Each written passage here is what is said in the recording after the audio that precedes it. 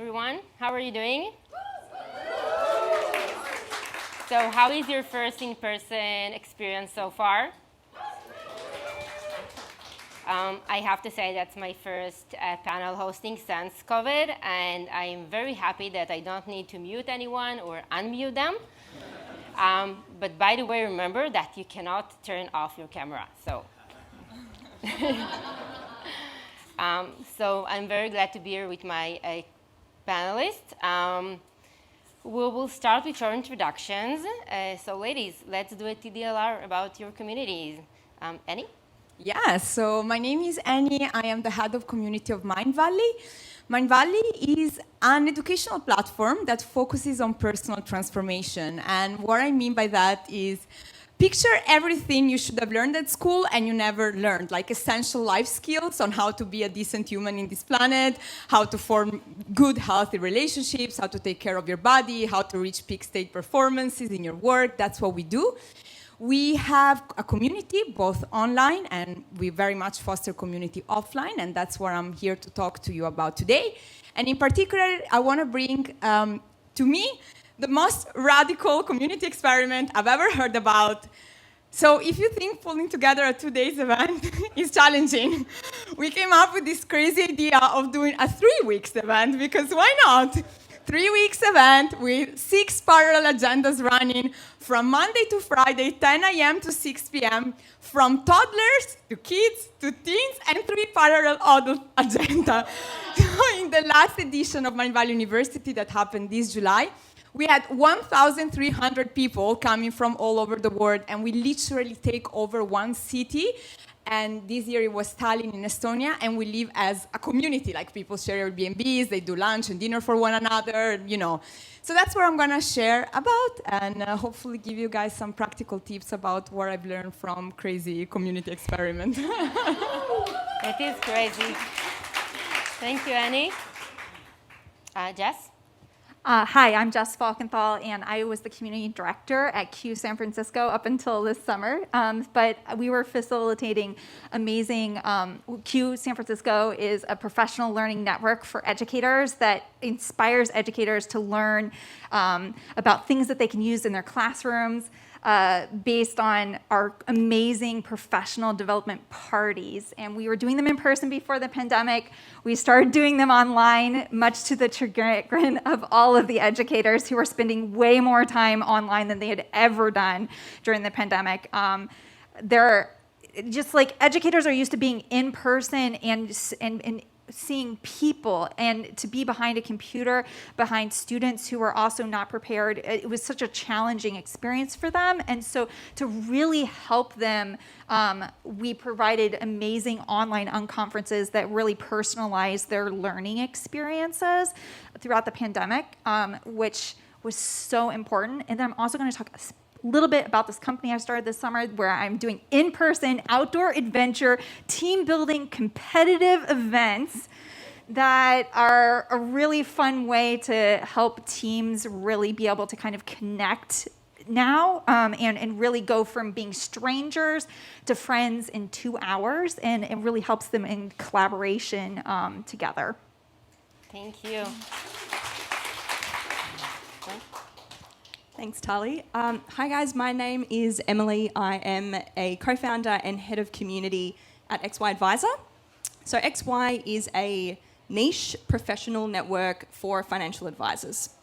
It really operates as the industry town hall for advisors to share and learn and rapidly speed up the path to professional mastery. So we're in Australia, if you can't tell, we're an Australian-born company, globally focused and looking to expand. We have 6,500 members in our network at the moment from across 17 plus countries, using our platform to crowdsource ideas from their peers, to build their professional network, and to speed up that professional process and just improve the way that they deliver great advice. So in the time, or over the last few years, we've hosted over 60 events, and the way in which we organise and deliver those events has radically changed. And the reason it's changed, well, the consistent thing for us is really our North Star for events, which is designing these events to meet our community where they're at and really understand what their unmet need is, and then deliver a memorable experience to meet that need and solve that problem. And so I'm keen to, just share some of our events, what that actually looks like, the tactical strategies, and hopefully give you some ideas or things that you can go and implement in your communities. Thank you very much, Emily. Such a diverse experiences, and going to be a very interesting panel. I'm not biased at all. So my name is Tali Vasilevsky. I'm Senior Local Communities Manager at Elementor. Elementor is a website builder, a leading one in the WordPress ecosystem. We have online communities on Facebook which are operating as global ones, and we have a distributed events meetups program, which is globally in over 20 countries. Our approach is community-led, which means we empower our community leaders to host meetups, organize them, to be the pioneers in their communities, and also moderate the online communities. So before we dive in, we're speaking about engagement and connection, so I need your collaboration. We're going to have 3 minutes of activity. What you will need to do is just look around you, find a person that you don't know yet, and then find 2 things that you have in common with this person. Community management is not a common thing. It's a common thing like for this entire room. So it's not something you can consider. And if you want, I recommend to share it on your social media, these common things that you found with this person, and maybe also connect. Who knows? Maybe you will get a friend or a colleague out of it. So it will be 3 minutes. We are starting now.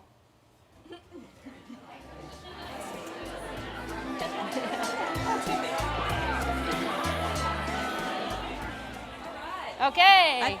Thank you. It's so great that you want to continue to speak. Please do that. All right. Please continue to speak with one another. Did anyone met a new person here? Ooh, good. Amazing. So now back to learning how to facilitate this kind of experience. Emily, you mentioned that you are organized over 60 community events. What is the strategy behind deriving connections? Great question. So in my experience, to me, the secret sauce of engagement and connections through your events really happens at the intersect of deeply understanding and articulating what the problems and challenges are and the need is of your community, and then giving yourself permission to be creative in designing an event that delivers a memorable experience and addresses that need. And in understanding where your community are at, the important piece is understanding where they're at a particular point in time. And I really want to emphasize that, because what your community needs absolutely evolves and changes. And the last 2.5 years has been a really outstanding example of that. What your community needed 2 years ago is probably not what they need now, and probably isn't going to be what they need in another 18 months or 2 years' time. So to really drive the kind of impact, high impact, and the results for us, it's been adapting and changing our events to solve those problems and meet those needs.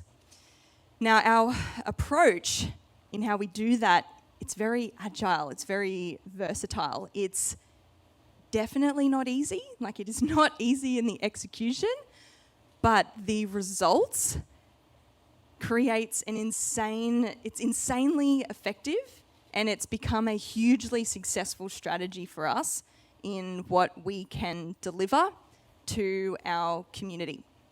Can you share some examples? Yeah. So if I think about the different stages of growth for our community and the types of events that we've run, so in the early days, it was very much focused on facilitating in-person, social, and a bit of content style events, and the purpose was really to facilitate those one-on-one connections and conversations and relationships that would ultimately continue in the online environment long after that event happens. We've run all sorts of different virtual events. The standout example is from earlier this year, where we ran a full-day virtual professional development marathon for our advisor audience. We live streamed 10 hours of content, and I can maybe talk to that a little bit soon. And the other thing, so at the end of 2020, we took our typical end-of-year Christmas party event and we deconstructed it. So instead of organising one big event and taking that around the country to various locations, we organised 23 smaller COVID-safe parties in line with the rules and regulations that actually happened globally and in 14 different locations, and those parties all kicked off at exactly the same time. So if you think of, like, at the end of that year, at the end of that time, what our community needed, they didn't need some big content education-based event. They just needed an event and an opportunity to get together with their peers, put their hand on someone's shoulder and say, how are you? Like, after a year of isolation and physical isolation, that's all they needed. And so we got really creative in how we could deliver an experience to meet that need, and it meant that we had to reinvent the way we did things. And so that's our strategy. It's like we're constantly iterating. I actually explained it to someone yesterday. I used the analogy, it's like building a new piece of IKEA furniture every time with no instruction manual, like at all. Like, you're literally writing the manual as you're creating it. But this approach has been the catalyst for us to drive really high engagement and connection between our community and within our membership, drive new members to the platform and really bring in some diversity of engagement, and also deliver great outcomes to our corporate partners who help us bring things to life. So, yeah. Thank you very much. And it's so smart to listen to your community and understanding their needs specifically, and not just going with a kind of a formula or something that is set, because you already said it and you have all the tools and formats. So very smart. So Jess, you're the master of small engaging groups and meaningful connections.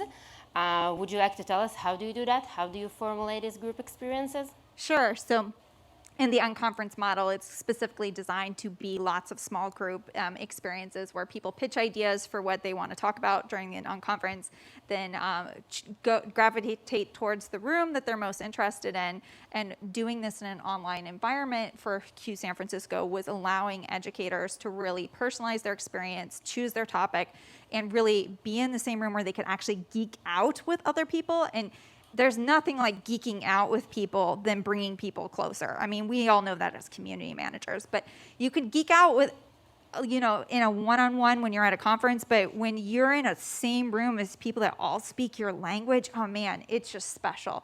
So that has been really important for doing online on conferences. And then for in-person events with my company, the part that we excel at is trying to make people, well, by making it playful, we actually take in both online and in person, we take people out of their element. So they come in uncomfortable because they're used to so much structure within their organization or within their role, and we're taking them out of that and giving them kind of the scaffolding to be able to learn how to play and be a kid again. And there's something wonderful about getting people who are standing up straight and looking like they're going to be the person at the back, to the point where they're like looking under benches for clues and touching nature for the first time, and really getting more comfortable in their surroundings. And at the end, when you hear somebody giggle, that's like the true meaning that you've really helped somebody like get comfortable with play. And that really helps them get comfortable just being a human instead of a colleague with people. And that really turns strangers into friends. And I think that's the magical part, that our experiences make them feel like experiences rather than, just like facilitated, mandatory fun that team building often is.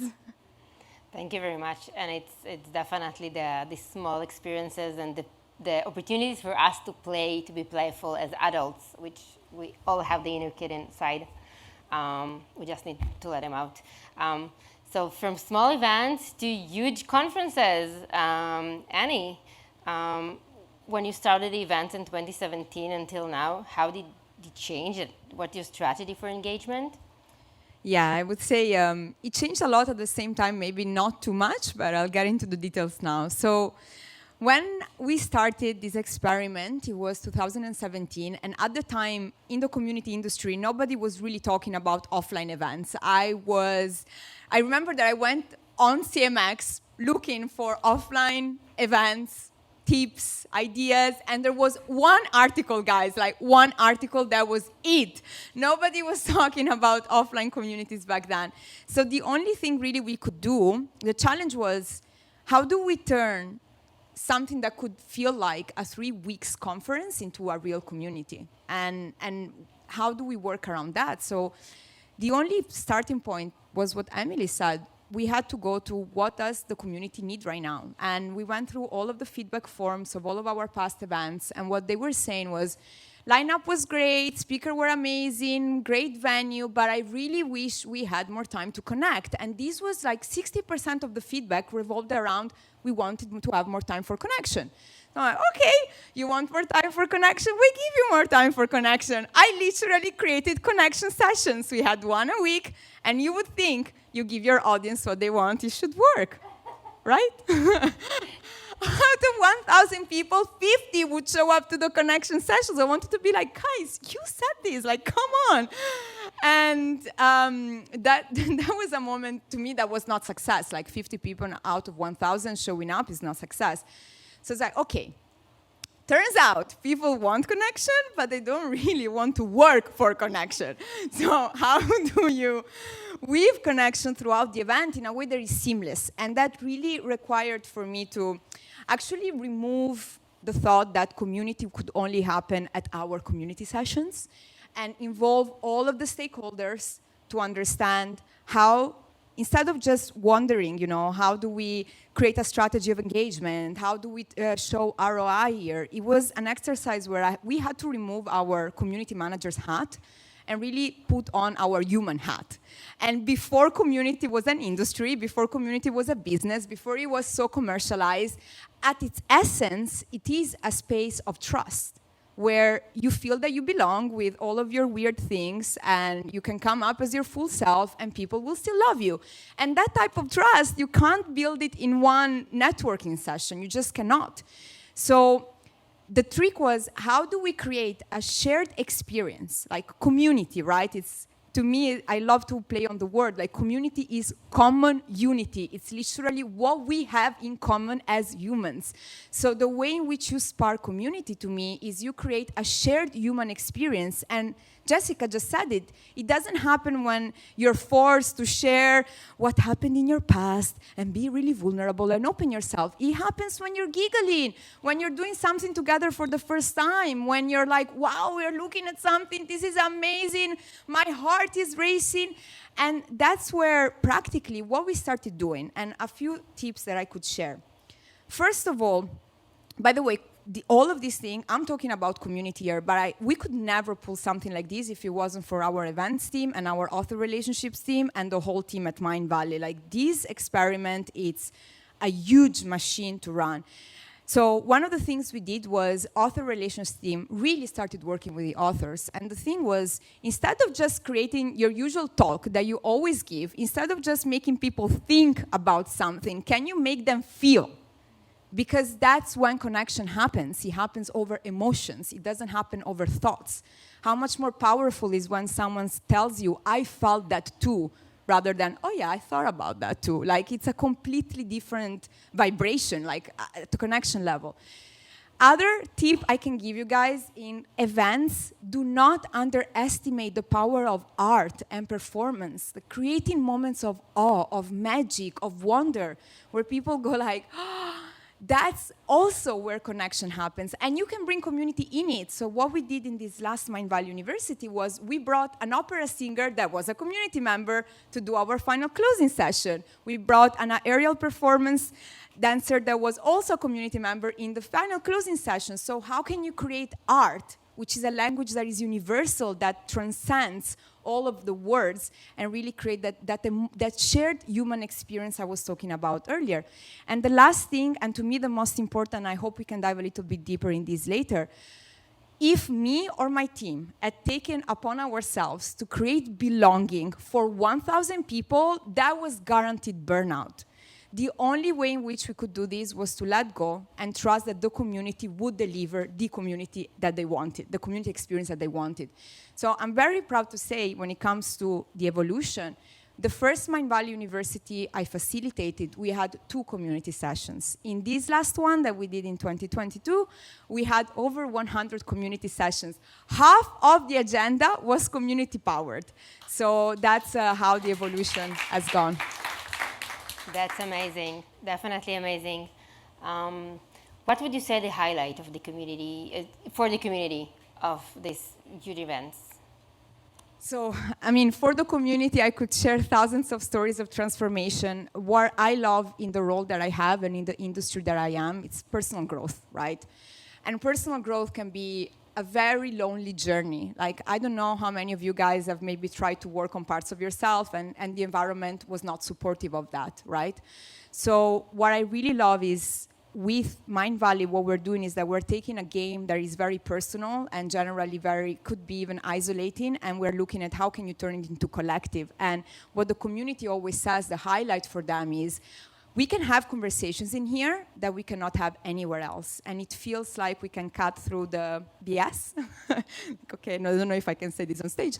We can cut through the BS right away and be real human beings and not just like all of the freaking masks that we put on all the time.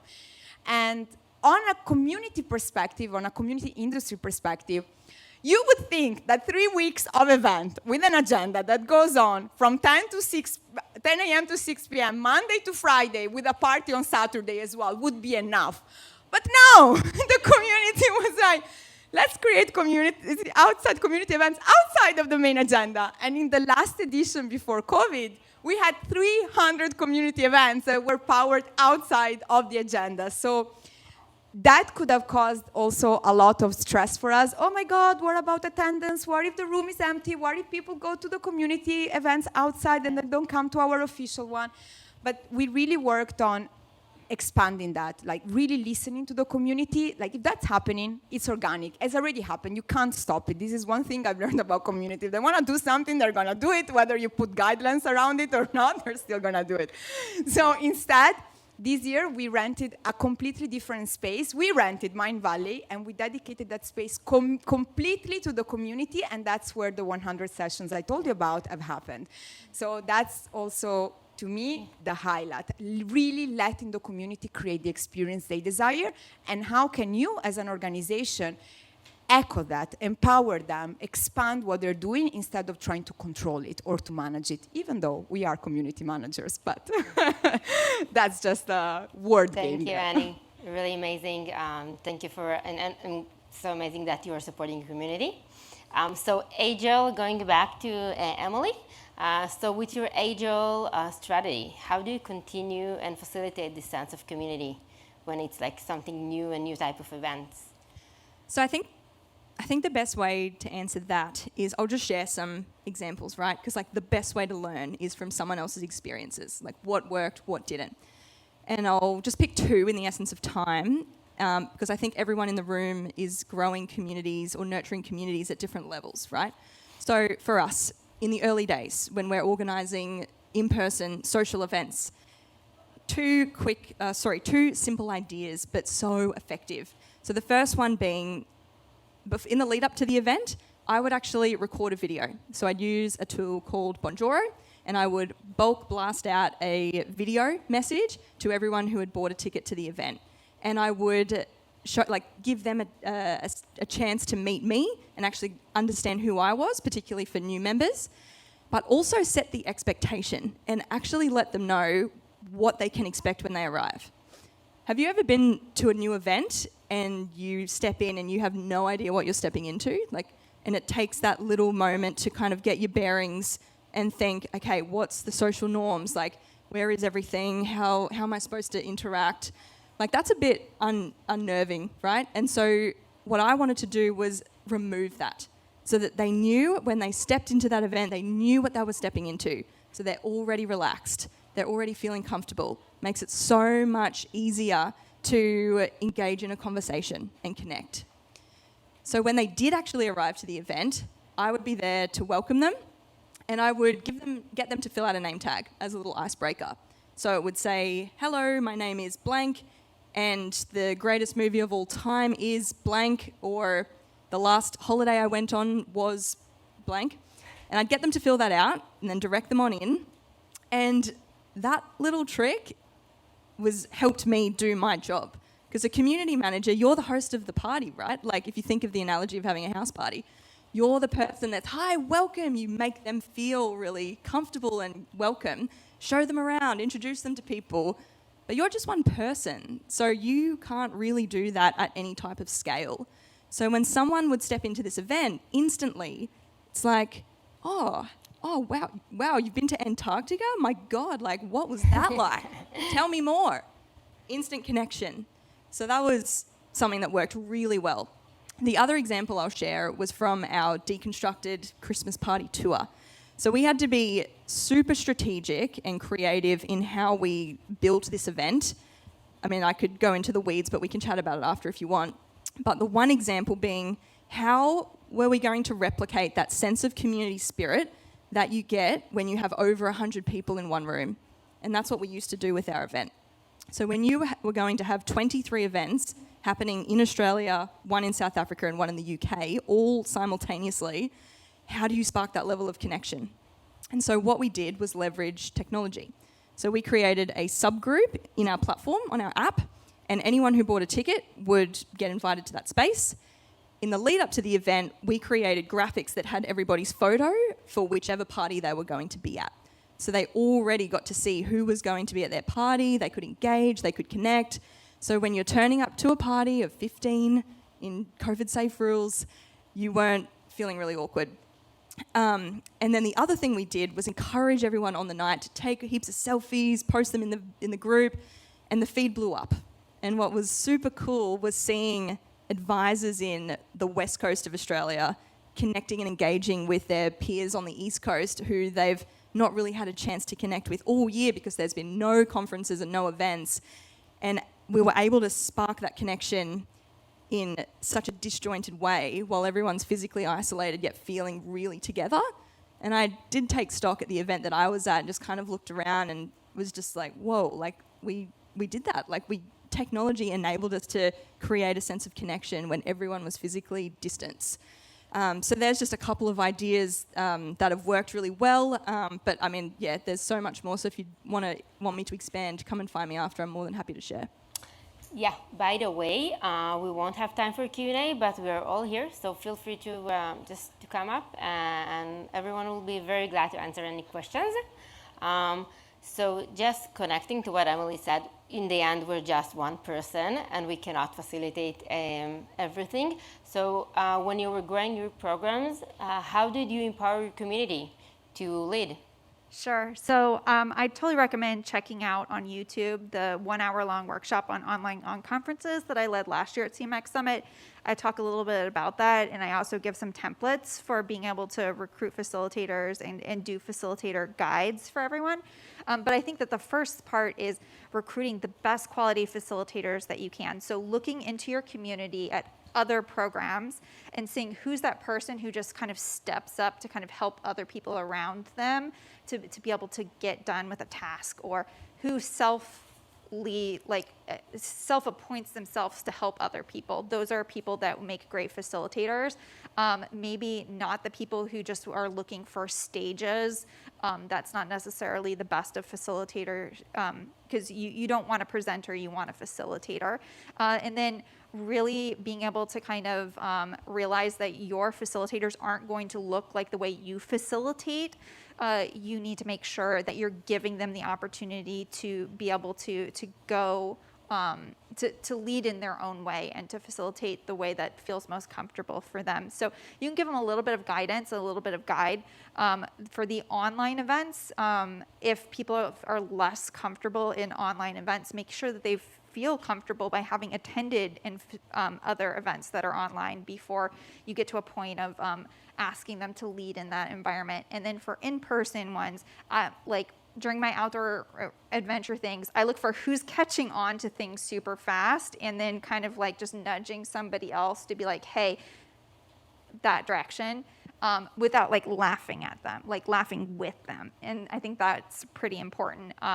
And so for in-person, that's like the first part. And then I guess the second part is just like, is somebody outgoing enough that they're just willing to just kind of like be silly and make movements that encourage other people to kind of follow as quickly as possible, because we're like under a time crunch, like literally when you're in an outdoor adventure race. So that's something to think about.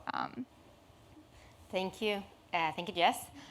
So for our last question, in 3 words, what is the most important thing about creating connections? Any? 3 words. 3 words. I would say emotions over thoughts.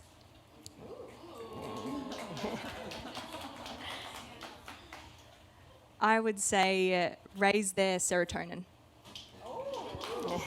I would say them, not me. And I will say from the angle of the attendee, don't be shy. Thank you very much for being here, for choosing us over the amazing talk that I'm sure is happening now in the theater. I won't mention names when we are here, so feel free to ask us anything. See you tomorrow. Thank you.